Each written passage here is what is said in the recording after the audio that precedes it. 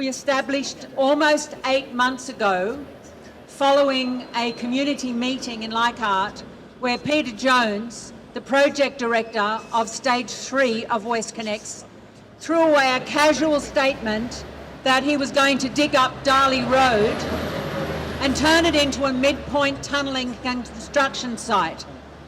The most congested road in the whole of Leichhardt. Darley Road is the spine of Leichhardt, and Peter Jones is suggesting that he can put 2,000 trucks a week on Darley Road to remove spoil.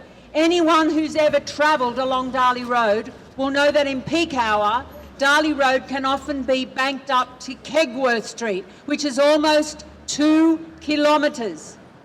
You can't get on to the City West Link. To have a midpoint tunnelling and construction site on Darley Road will absolutely and utterly landlock Leichhardt. Since our inception, 3 weeks after we started, we had a massive rally in Leichhardt with hundreds of local residents. We currently have over 400 members in our group. In recent months, we have had over 45 pickets in Leichhardt, where there have been drill sites, and it may interest many of you to know that at this point in time, the Sydney Motorway Corporation has no idea where the tunnel is going. How do you have billion-dollar projects with no beginning, no middle, and no end, and no idea where the tunnel is going? One of the things that Leichhardt against WestConnex has achieved is, you may be aware that they were contemplating taking Blackmore Oval as well. And the reason why they couldn't take Blackmore Oval, they have told us, and they went and put hundreds of notes in people's letterboxes to say they'd listen to the community. I am not aware that WestConnex has listened, firstly has consulted, and secondly has listened to anybody. The reason why they couldn't take Blackmore Oval is because it's an inundated site and it floods. And that's the only reason why they couldn't take it. So recently, Sydney Motorway Corporation has decided that the best form of their attack is to divide our community. So they decided that they would take a site in between the bus depot, which is the largest bus depot in the Southern Hemisphere, and Leichhardt Secondary School, where there are 3 heritage tram sheds on the site. They decided that they would take that as well, they would consider that as well as Darley Road. Peter Jones has said to us, and we have it on tape, that if he could not find a suitable site in Leichhardt, he would walk away from Leichhardt, and he has no intention of walking away. So what they decided to do was to try and divide and conquer. So they decided that they would make it public that they were going to take 29 Derbyshire Road. And all of a sudden, we notified our federal member, who at that point in time did not have any idea, and the next thing, he's out there with the school campaigning against Derbyshire Road. So after 2 weeks of campaigning, and we've been campaigning for 8 months, after 2 weeks of campaigning, the Sydney Motorway Corporation has said, under pressure, we will not take the site at 29 Derbyshire Road. Therefore, we're only left with 7 Darley Road. 7 Darley Road, the community has been fighting Dan Murphy's for 7 years in the Land and Environment Court. And Leichhardt Council declined their DA on 3 occasions, and they declined it because they could not accommodate 60 delivery trucks per week. And Sydney Motorway Corporation is planning to put 2,000 B-double trucks onto Darley Road every single week. We have been made aware that in June this year, the RMS and the Sydney Motorway Corporation entered into negotiations with Woolworths and with the leaseholders of 7 Darley Road before any money had been spent by Woolworths. And instead of saying to them, if you spend money, it's on your own back, we won't compensate you, they've allowed Woolworths to go and spend $7.5 million, and they're about to compensate them if they take 7 Darley Road, far in excess of that, and Woolworths has a 9 by 5 year option to take up for leases. So you can imagine the amount of compensation that will be paid to Woolworths and also to the lessees of 7 Darley Road. There has been a total lack of communication, a total lack of transparency, a total lack of honesty, and absolutely no consultation with the community. And in fact, every time we have met with Sydney Motorway Corporation, they have treated us with absolute and utter disdain. Shame. At the request of Law, the Inner West Council Administrator engaged an independent, world-renowned engineer to look at both sites. Well, to look at both sites, but also another site, and that was the western end of the rail yards in Rozelle, which the Sydney Motorway Corporation have absolutely ruled out, and they will not tell us why. The independent engineer, Jim Holt, has opposed both sites and said they are dangerous, they are incredibly unsuitable, and neither of the sites should be considered. And that is backed up by the administrator of Leichhardt Council, who has also said publicly that it is not necessary for the Sydney Motorway Corporation to have a dive site. One of the other important things that people need to be aware of is that in every contract which the government enters into, they also include in their contracts what is called a revenue guarantee.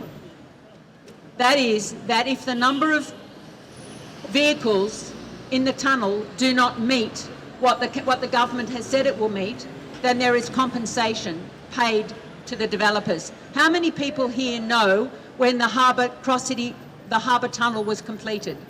Does anyone have any idea what year that was? 1992. It was 1992. And there was a revenue guarantee, and we didn't meet the numbers. And we, the taxpayer, have been paying $100 million per year for the last 25 years in compensation to the developers. And there's also the Cross City Tunnel. Can you imagine what it's going to be like if there's a WestConnex tunnel where people will refuse to pay the exorbitant tolls, and how much money will we be required to spend? Oh, hey, hey! Ho, ho! WestConnex has got to go! Hey, hey! Ho, ho! WestConnex has got to go! Your tolls and tunnels have to go! Your tolls and tunnels have to go! The people of Sydney have said so! The people of Sydney have said so! Your tolls and tunnels have to go! Tolls and tunnels have to go! The people of Sydney have said so! The people of Sydney have said so! I was not actually part of the anti-WestConnex demonstration on that day. I was simply cycling through Sydney Park and followed them. And when I tried to ride home, they stopped me riding along Euston Road. They then pushed me across to the other side of the road forcefully. And then when I said, I have a legal right to ride my bicycle on this road 1 metre, bang! They then viciously assaulted me, 4 of them, and did as much physical damage as they could to me. I now cannot use my hands, I can't use my wrists, I can't use my elbows or my feet from what they've done to me. I have a fairly valid claim to being the world's #1 musical instrument maker with 30 world firsts to my name, covered by 18 patents. And they have smashed my life. They have smashed 10 years of development of the world's first ergonomic harp, which I was going to exhibit in Hong Kong in July, simply because they are totally corrupt and the New South Wales Police is working for WestConnex as their own private army. Your tolls and tunnels have to go! Your tolls and tunnels have to go! The people of Sydney have said so! The people of Sydney have said so! Your tolls and tunnels have to go! Tolls and tunnels have to go! The people of Sydney have said so! The people of Sydney have said so! I'm a member of the Save Ashfield Park group, which is the local group for Ashfield and Haberfield. And I'm sure that many of you are all aware of the devastation that's wreaked across our suburbs because of WestConnex. And I come here tonight to bring more bad news. Sydney Motorway Corporation has advised that there will be even more construction sites in the already devastated area of Haberfield. It's a total shame! So construction in our area will continue until 2023. That's 7 more years of construction. Sydney Motorway Corporation want to build more extra construction sites in Haberfield for the proposed M4, M5 link. They will bring more noise, trucks, pollution and destruction to our area. We don't know where these sites are going to be. We're basically being kept, residents are being kept in the dark. And the question is, why can't they use existing construction sites? Because they're vandals. Because they haven't planned the damn thing properly, and it should have all been canned in the first place. Yep. The Premier needs to provide ironclad guarantees that parkland homes and businesses are safe. I think the whole thing is a disgrace. Yep. Our community has gone through so much trauma and will continue to do so for a roadway that won't solve traffic congestion. In fact, it will attract more cars onto already busy roads. So I'm glad there's been a good turn up today. I congratulate the organisers. I think it's a great job. If anyone wants more information, I have a flyer afterwards.